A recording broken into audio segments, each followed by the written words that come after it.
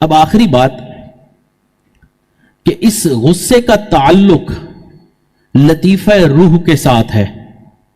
ہمارے سلسلہ عالیہ نقشبندیہ میں جو دوسرا سبق ہے لطیفہ روح، اگر سالک اس کے اوپر محنت کرے نا تو اس کا غصہ دائرہ شریعت کے اندر آ جاتا ہے، لیکن محنت کرنی پڑتی ہے. والد صاحب فرماتے ہیں کہ میرے سے کسی علاقے کے بڑے استاد شیخ الحدیث جو تھے، انہوں نے بیت کا تعلق قائم کیا،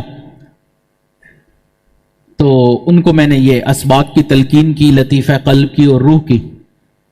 قریب 6 مہینے گزرنے کے بعد انہوں نے مجھے کہا کہ حضرت میری اہلیہ آپ سے بیعت ہونا چاہتی ہے تو میں بیعت کروانا چاہتا ہوں. تو میں نے کہا ٹھیک ہے آپ بیعت کروائیں.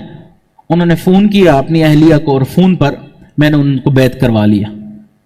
فرماتے ہیں کہ پھر اس کے بعد انہوں نے کہا کہ حضرت آپ کو پتہ ہے میری بیوی آپ سے کیوں بیعت ہوئی؟ میں نے کہا نہیں آپ بتائیں. کہنے لگے کہ حضرت میرے اندر غصہ بہت زیادہ تھا، میں بہت غصہ کرتا تھا شاگردوں پر بھی متعلقین پر بھی، لیکن لوگ میری عزت کرتے تھے، مجھے کچھ کہتے نہیں تھے. میں اپنے غصے سے خود بھی تنگ تھا، گھر میں بھی غصہ باہر بھی غصہ. پھر آپ نے مجھے یہ اسباق کی تلقین کی، میں نے مراقبہ شروع کر دیا تو اللہ تعالیٰ نے میرا غصہ کم کرنا شروع کر دیا. تو ایک مرتبہ میری بیوی مجھے کہنے لگی کہ میں کچھ مہینے سے دیکھ رہی ہوں کہ آپ کے اندر اب وہ غصہ نہیں رہا جو پہلے تھا.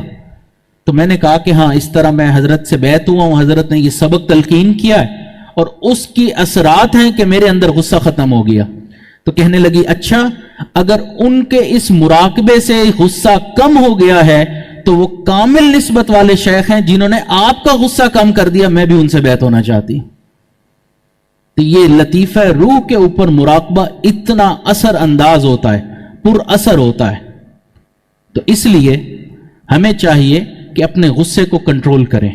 اور ایک آخری بات غصے کو کنٹرول کرنے والی وہ یہ کہ اگر کوئی حل نہیں، بہت غصہ آ گیا کسی موقع پر کہ انسان بس بے قابو ہوا ہی ہوا، اس وقت حضور صلی اللہ علیہ وسلم کے اوپر انسان کو چاہیے کہ درود شریف پڑھ لے اور درود پڑھتا رہے. یہ درود مبارکہ کی ایسی برکت ہے کہ اللہ رب العزت اس وقت اس درود کی برکت سے اس انسان کو غصے سے نجات عطا فرماتے. اب یہی وجہ ہے کہ آپ عرب میں اگر دیکھیں، اگر کسی وجہ سے ان میں جھگڑا ہو جائے تو وہاں جو لوگ جمع ہوتے ہیں وہ بار بار یہی کہتے ہیں صلو علی محمد صلو علی محمد، کہ درود پڑھو تاکہ یہ جو غصے کی وجہ سے لڑائی جھگڑا ہے یہ ختم ہو جائے. تو یہ درود شریف میں اللہ تعالیٰ نے ایسی برکت اور طاقت رکھی ہے. تو اس لیے ہمیں چاہیے کہ اپنے غصے کا علاج کریں اور جو علاج کی باتیں بتائی ہیں ان کو اپنائیں. دعا ہے کہ اللہ تعالیٰ ہمارے اس غصے کو دائرہ شریعت کے اندر کرے اور جو بے جا غصہ کرنے کی عادتیں ہیں اللہ تعالیٰ ان کو ختم فرمائے. وقت بھی زیادہ ہو گیا لیکن امید ہے کہ آپ غصہ نہیں فرمائیں گے. وآخر دعوانا ان الحمد للہ رب العالمین.